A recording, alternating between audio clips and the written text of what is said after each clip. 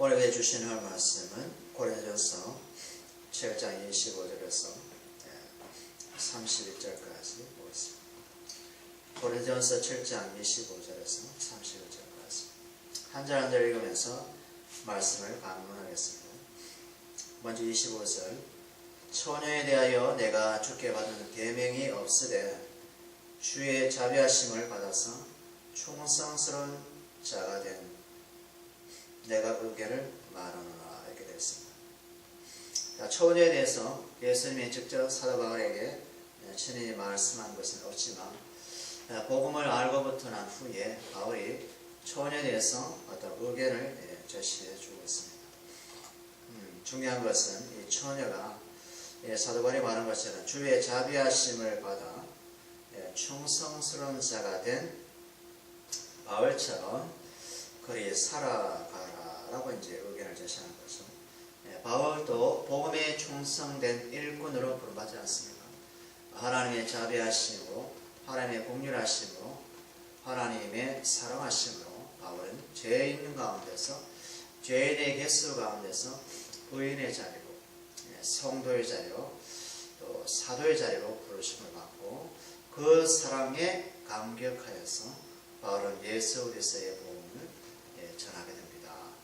자신의 입신양면을 다 벗어버리고 자기의 부귀 영화를 다 벗어버리고 율법사로서 바리새인 중에 바리새인으로서 누려야 될 것을 다 포기하고 예수님 한 분 때문에 묶여서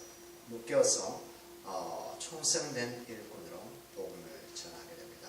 그래서 처녀에 대해서, 결혼하지 않는 아가씨에 대해서, 자매에 대해서 특별히 하나님께 받은 계명이 없지만 바울은 복음의 그 은혜 안에서 의견을 주고 있습니다. 지금 시대가 어떤 시대냐? 이렇게 26절에 있습니다. 내 생각에는 이것이니 좋으니 임박한 환난으로 말미암아 됐습니다. 임박한 환난 때문에 아가씨들이요, 자매들이요, 아가씨, 처녀들이요 그냥 지내는 것이 좋겠다라고 얘기합니다. 초대교회 시대에는 로마의 압정 가운데서 그리고 핍박한 가운데서 여러 가지 환난과 공고와 그리고 배고픔 그리고 기근이 많았는가 봅니다. 그래서 처녀로 부르심 받으면 그대로 지내는 것이 좋다 이것이죠. 임박한 환난은 정말 우리가 이 시대도 있지 않습니까? 이 시대도 또 다가올 시대는 더 심각하게 더 많이 있겠죠. 그렇죠? 앞으로는 우리에게 평안보다는 환난이 우리를 두르고 있다는 것입니다. 그래서 성도에게도 임박한 환난이 점점 다가오고 있고 우리 개인의 삶 가운데도 환난과 공고가 지금도 있는 사람도 있습니다.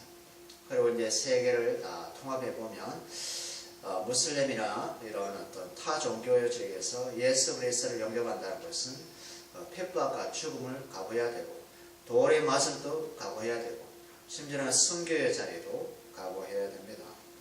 그래서 환난은 우리를 인내를 만들게 하지만 그 환난은 쉽지는 않다는 것입니다. 환난에 대해서 우리가 잠시 한번 몇 가지 살펴보겠습니다. 왜냐하면 처녀뿐만 아니라 예수 그리스도를 믿는 하나님의 자녀에게도 이런 어려움의 환난이 온다는 것입니다. 먼저 사도행전 14장 볼까요? 사도행전 14장 22절에 보면 이런 말씀이 있습니다. 14장 22절 제자들의 마음을 굳게 하여 이 믿음에 머물러 있으라고 하고 중요한 것은 뭡니까? 믿음에 붙어 있으라고 합니다. 믿음에 붙어 있으라. 왜요? 우리가 하나님의 나라에 들어가려면 뭐가 있다요? 많은 환난을 겪어야 된다. 하나님의 나라에 천국에 들어가려면 그 전까지 많은 심한 환난을 견뎌야 된다는 것입니다. 그 견디는 힘이 그래서 안에 있는 믿음이다. 예수님 안에 있는 그 믿음. 예수님은 모든 것을 하십니다. 천지를 창조하시고 인생을 창조하시고 호흡을 주장하시고 이 세상 역사의 나라를 당신의 손길로 다스리고 통치하고 계십니다. 그 예수님의 하심에 대한 믿음, 예수님이 하실 것에 대한 믿음, 그것을 환난 때, 환난 날에 고난 가운데서 믿음에 기초하여서 환난을 통과하라는 것이겠죠. 하나님에 들어가려면 뭐가 있다? 환난이 심히 많다는 것입니다. 천국에 들어가기 전까지는 환난이 우리에게 겹겹이 쌓여서 우리를 기다리고 있다는 것입니다. 그래서 이 세상은 하나님 나라의 속성이 없기 때문에 예수 그리스도를 믿는 자들을 더 가해하고 박해하고 비판할 수밖에 없는 것이고, 또한 세상 사람 뒤에 배후에서 역사하는 마귀, 귀신의 그런 장난이 심하게 있을 수 있다는 것입니다. 그래서 유혹받지 말고 예수 그리스도 안에 있는 그 믿음의 반석 위에다가 신령한 집을 지어라 하는 것입니다. 흔들리지 않는. 또 하나는 로마서 8장 볼까? 로마서 8장 우리에게 소망을 주는 말씀입니다. 로마서 8장 35절 8장 35절에 보면 누가 우리를 그리스도의 사랑에서 끊으리요? 환난이나 공고나 박해나 기근이나 적신이나 위험이나 칼이라 되어 있습니다. 누가 우리를 그리스도의 사랑에서 끊을 수 있느냐? 환난도 아니고 공고도 아니고 칼도 아니고 위험도 아니고 박해도 아니고 기근도 아니다 것입니다. 우리 육신에 속한 친척도 아니고 오직 그리스도의 사랑 안에서 끊을 것이 아무도 없다는 것입니다. 아멘. 아무것도 없대요. 왜냐하면 37절 볼까? 그러나 이 모든 일에 우리를 사랑하신 이로 우리를 사랑하시는 그리스도로 말미암아 우리가 넉넉하게 이기기 때문에 그렇습니다. 그리스도로 말미암아 우리가 아니라 그리스도로 말미암아 예수로 말미암아 주님으로 말미암아 하나님으로 말미암아 우리가 모든 상황을 넉넉하게 이긴다는 것입니다. 누구 안에서? 그리스도 안에 있는 믿음 때문이라. 그리스도의 사랑에서 끊을 수 없기 때문에. 왜요? 예수님의 십자가로 이 세상을 이겼지 않습니까? 마귀를 이겼지 않습니까? 사망을 패하시고 패배시켰지 않습니까? 사망이 어디 있느냐? 죽음이 어디 있느냐? 그래서 예수 안에 사망을 이기신 분이 누구다? 주 예수 그리스도라는 것입니다. 그러니 환난이 있을 것이지만 그리스도의 사랑에서는 끊어낼 자가 없다는 것이겠죠. 그 다음에 데살로니가 후서 볼까? 데살로니가 후서 1장 4절에 보면 4절 데살로니가 1장 4절에 보면 그러므로 너희가 견디고 있는 모든 박해와 환난 중에서 너희 인내와 믿음으로 말미암아 하나님의 여러 교회에서 우리가 친히 자랑한다는 것입니다. 바울이 그 지역에서 유럽에 있는 그 지역에 성도들에게 자랑하는 것이 무엇이냐면 데살로니가에 있는 성도들이 박해도 있었고 환난도 있었고 그죠? 그렇지만은 그리스도를 향한 그 인내, 그리스도에 향한 그 믿음으로 말미암아 승리하고 있는 모습을 바울은 자랑으로 여깁니다. 겁니다. 그래서 환난과 공고고 예수님 안에 있는 믿음, 예수님 향한 그 인내로 우리는 모든 것을 넉넉히 이기게 하시는 하나님으로 나아가야 된다는 것입니다. 그래서 우리는 우리 자신을 바라보지 마시고 우리의 믿음도 바라보지 마시고 누구 안에 있는 믿음? 그리스도 안에 있는 그 믿음, 하나님의 아들 안에 있는 그 믿음, 그죠? 그 믿음으로 예수님이 하신다, 주님이 하신다, 그죠? 하나님이 행하실 거야 라는 그 주님에 대한 그 믿음을 가지고 이 땅에 살아가야 된다는 것입니다. 우리를 보면 좌절이고 절망이 있지만 주님 안에 있는 그 믿음만으로는 우리가 기뻐할 수 있다 이것입니다. 그 다음에 계시록 2장 10절 볼까? 계시록 2장 10절에 보면 계시록 2장 10절에 보면 너희 장차 받을 고난을 두려워하지 말라. 볼지어다 마귀가 장차 너희 가운데서 몇 사람을 옥에 던져 시험을 받게 하리니. 누가 던진다요? 사람이 던집니까? 마귀가. 던지는 사람은 마귀, 사람이겠죠. 그런데 사람을 가지고 노는 자가 있죠. 예? 마귀가, 사단이 몇 사람을 옥에 던져 시험을 받게 하리니 너희가 10일 동안 환난을 받으리라. 내가 죽도록 충성하라. 그리하면 내가 생명의 멸관을 내게 주리라. 뭘 준대요? 생명의 멸관은 너희에게 있다는 것입니다. 영광의 멸관이 너희를 기다리고 있다. 그죠? 의의 멸관이 너희를 기다리고 있기 때문에 마귀가 설령 너희 중에 몇 형제를 감옥에 넣고, 그죠? 이런 어떤 환난과 같은 아주 극심한 그런 어려운 가운데 옥에다 놓을지라도 인내하라는 것입니다. 믿음으로. 내 안에 있는 믿음, 예수님 안에 있는 그 믿음, 예수님 안에 있는 그 믿음으로 살아가라는 것이겠죠. 우리 사도행전 말씀했죠. 하나님 나라 들어가려면 많은 환난이 우리를 기다린다. 그러나 그리스도의 사랑에서 누가 결코 우리를 끊으리요. 우리를 이기게 하신 그분으로 말미암아 승리는 결국 우리의 것이다. 이미 우리가 예수의 십자가로 우리의 멸관을 얻었고 또 승리를 얻었고, 그죠? 사망에서 생명으로 옮긴 바 되었습니다. 그 말은 뭡니까? 죄의 권세가 우리를 더 이상 주장할 수 없다는 것입니다. 죄의 권세는 사망이니까 우리는 예수의 사망의 문제를 십자가로 처리했다는 것입니다. 처리하기 때문에 우리는 우리 주님을 향해서 우리가 살아가야 된다는 것입니다. 그러니 처녀들이여, 아가씨들이여, 자매들이여, 성도들이여, 부르신 그 자리에서 그냥 지내라. 부르신 그 자리에서 지내라. 라는 것입니다. 그 다음에 27절에 보면 고린도전서 7장 27절 너가 아내에게 매였느냐? 노이기를 구하지 말며 아내에게서 노였느냐? 아내를 구하지 말라. 네? 아내가 없느냐? 아내 구하지 말고 아내한테 노였느냐? 아내를 다시 구하지 말아라. 것입니다. 그러니까 장가 뭡니까? 부르심으로 그냥 지내랍니다. 부르심으로. 부르심으로 지내고 사람에게 매이지 말라는 것입니다. 사람에게 왜? 지금 이 시대가 지금 복음 때문에 예수님 때문에 여러가지 공고와 어려움을 겪고 있기 때문에 그보다는 차라리 뭐요? 사람에게 매이지 말라는 것입니다. 헤어졌느냐? 그냥 지내고 그냥 있느냐? 그냥 지내고 그죠? 본질이 뭡니까? 본질이 바울의 본질이 뭡니까? 바로 그리스도에게 매여서 살아라는 거예요. 성령에 매여서 살아가라는 것입니다. 그것이 너에게 좋다는 것입니다.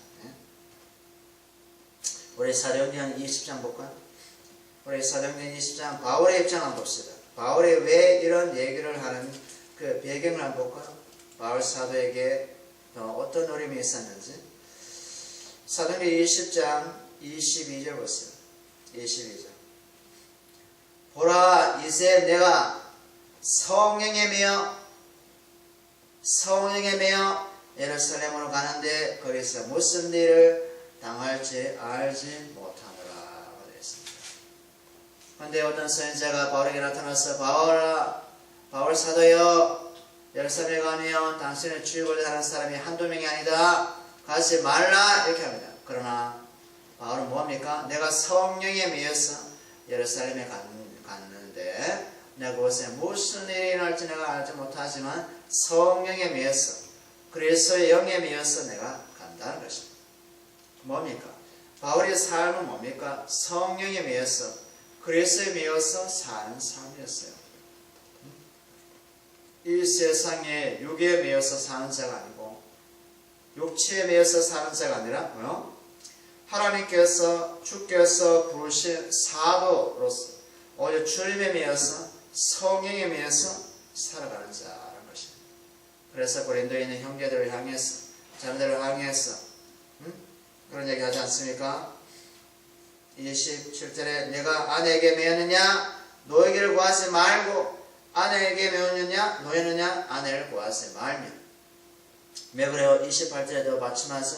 뒷받침 28절 보세요. 그러나 장가가도 죄 지는 것이 아니요 처녀가 시집가도 죄 지는 것이 아니로되 이런 이들은 뭐야? 육체의 고난이 있으리니 나는 너희를 아끼기 위해서 이런 말을 한다는 것이야. 뭐가 있다? 육신의 고난이 쌓여있다는 것이야. 왜냐하면 내 혼자 생각하다가 다른 사람을 생각하고 다른 사람을 즐겁게 하기 위해서 또 생각하고 또 다른 사람이 나를 즐겁게 하기 위해서 또 뭐 생각하고 여러 가지 생각할 것이 많다는 것입니다. 그와 함께 더불어 살아감에 있어서 욕심의 고난이 한두 가지가 아니다는 것입니다. 그래서 바울은 혼자 있느냐? 그럼 혼자 지내라. 만약에 결혼하게 되면은 그를 기쁘게 하기 위해서 주님에게 관심이 그만큼 떨어진다고 얘기합니다. 혼자 지내면 주님을 기쁘게 할까? 어떻게 기쁘게 할까라고 이제 생각하는데 결혼하게 되면 장가가게 되면 시집가게 되면 그 남편과 그 아내를 어떻게 기쁘게 할까에 시간을 투자하기 때문에 주님에게 향한 그 시간이 줄어들 수밖에 없다는 것입니다. 주님을 기쁘게 할 삶을 살면 아내나 남편이나 나에 대한 관심이 식었나? 또 생각할 수 있는데 주님에 향한 그 시간 그것이 줄어들 수밖에 없습니다. 그리고 지금 이 시대는 극심한 환란 가운데 초대교회 때는 박해 가운데 있었기 때문에 그냥 부르신 그대로 그냥 지내라 것입니다. 누구에 매여서? 그리스도에 매여서 복음에 매여서 성령에 매여서 살아가는 것이죠. 그 다음에 29절에 보면 형제들아 내가 이 말을 하노니 그 때가 단축하여 진 고로 이후부터 아내 있는 자들은 없는 자같이 하며. 그 다음에 이제 30절 우는 자들은 울지 않는 자같이 하며 기쁜 자들은 기쁘지 않는 자같이 하며 매매하는 자들은 없는 자같이 하며 됐습니다.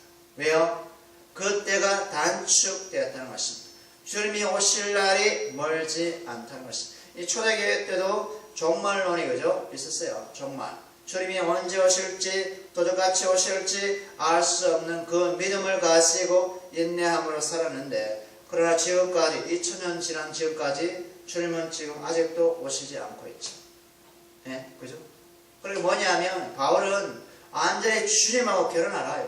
주님하고 같이 그죠? 동행하고 사는 것이 장땡이다는 것입니다. 최고다는 것입니다. 예? 최고예요. 그죠? 사람한테 매어지면 그만큼 복음을 증거하는데 무리가 있는 것이고 예수 그리스도를 기쁘게 하는데 무리가 있는 것이고 그죠? 우는 자는 울지 않는 것처럼 기쁜 자는 기쁘지 않는 것처럼 그 다음에 장사한 자는 장사를 하지 않는 것처럼 행하는 것입니다. 그것은 주님의 나라에 아무런 의미가 없다는 것입니다. 아멘. 의미가 없어요.